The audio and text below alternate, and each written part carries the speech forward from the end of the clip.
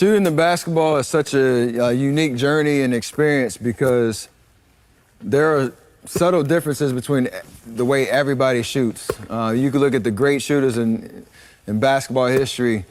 Almost all of them shoot a little bit differently, but they own, their mechanics and they're able to repeat those over and over again. So, I'm giving guidelines about how to shoot, and there's things that you can copy and that you can work on.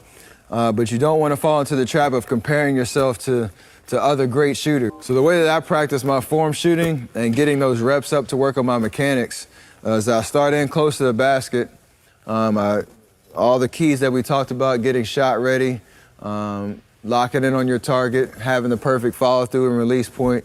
You want to be able to start in close, see the ball get in the basket, work on that perfect make from in close, make about 5 makes right here in front of the rim, take a big step back, repeat that process, shooting 5 perfect makes, doing 4 spots back right in front of the rim. So that's 20 makes right there. We want to get to 100, and obviously we have 5 spots so we can go around to work on all the different angles around the basket. So we repeat that, right side of the rim, right wing, top in front, right here in front of the top of the key, left wing, left corner. Get your 100 makes, build your confidence, get those perfect makes in, and that's how you start your workout.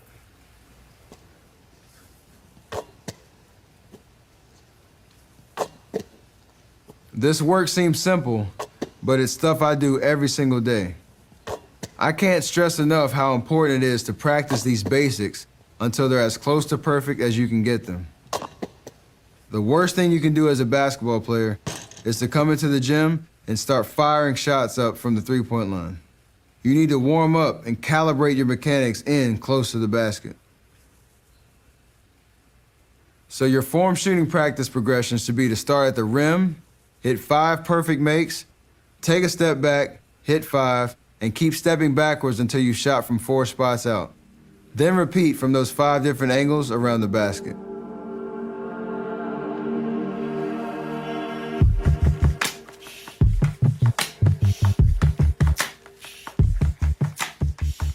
So obviously the goal that we want you to get to is to make 100 perfect form shots with the perfect mechanics and the perfect make to build your confidence and your muscle memory.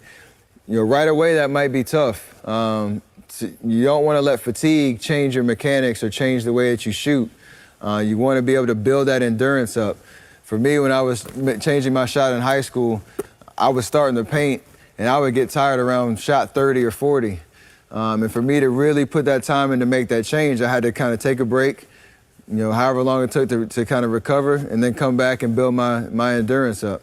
So take that kind of principle, and once you're able to get 100 perfect form makes in one session, just think about doing that 5 times a week for 10 months. That'll get you 20,000 perfect form shots, and from there you can pretty much have that consistency and that muscle memory to be able to rely on that in competition or in a game like setting. So it takes time, but it's worth the time.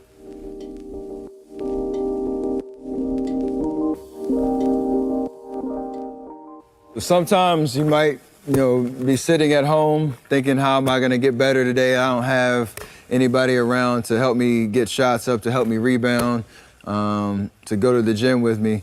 You can't let that be an excuse for you, to not take advantage of the opportunity to go get better. And so a simple, drill that you can work on if it's just you, a basketball, and a rim is perfecting the toss back to yourself to be able to get into that shot-ready position and work on your mechanics. So it may seem simple, but the simple art of being able to throw the ball out with a little bit of backspin and get it into your shot is very, very key to be able to take advantage of those opportunities where you're in the gym by yourself and to get those reps up. So obviously if I just take a little spin here, I can almost simulate a pass coming into my shot pocket, getting my mechanics right, and being able to shoot from that position, get the ball back. I can do it all over again from all different angles, and you can work on your shot that way. So I can do the rollouts from all different angles. I can do it where I'm doing a little curl into the basket. You can almost even do a step back where you come in here and get shot ready. So everything is simulating a game-type pass into my jump shot, even when I'm all by myself. I learned a lot from my dad about the art of shooting, and even to the point of, in workouts when you're getting shots up by yourself. He told me about a story like Larry Bird used to shoot a shot and hit the back of the rim and it would roll back to you. So you can always try to perfect that when you're in the gym by yourself, and you can be your own rebounder.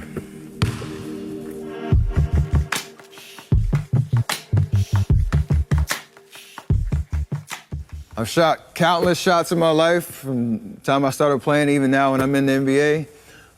And as you probably know, I don't make every shot that I take. Misses happen, whether it's in practice, whether it's in the game. The biggest test for me to know if my shot is in sync and in motion, or if there's something I need to fix, is if my shot starts to miss left or right. That's when I know there's something wrong with my balance, my mechanics, my release point. There's something off along the chain that I need to address. The best way for me to miss, if that makes any sense, is to miss short and long, because I know that that's just a touch thing, and that's just getting my reps in and finding that rhythm. But once I start missing left and right, that's where you really kind of have to check and see your mechanics from the ground up through your release, where something might not feel right or where something's off. And so when I'm out there on the court, I'm okay if it's short or if it's long, as long as I know where my hooks are and those targets I was talking about. As long as I'm hitting those points, I know eventually I'll find, that right rhythm and start making shots.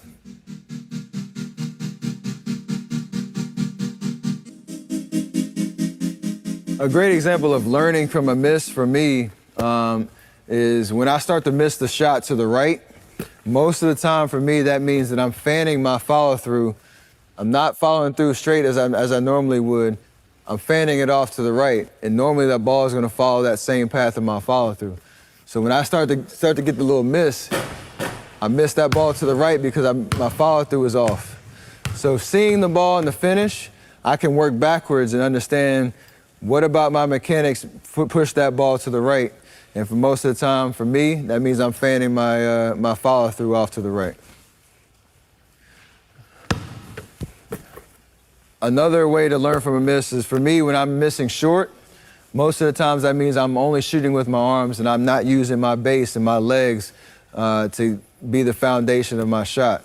So it might be fatigue, it might be just laziness, it might be a lack of focus on my mechanics, but missing short is usually a result of not using your legs. And so when you see that miss start to happen really frequently, look at your balance, look at your shot readiness from a lower body standpoint, and see if that will help you correct that miss.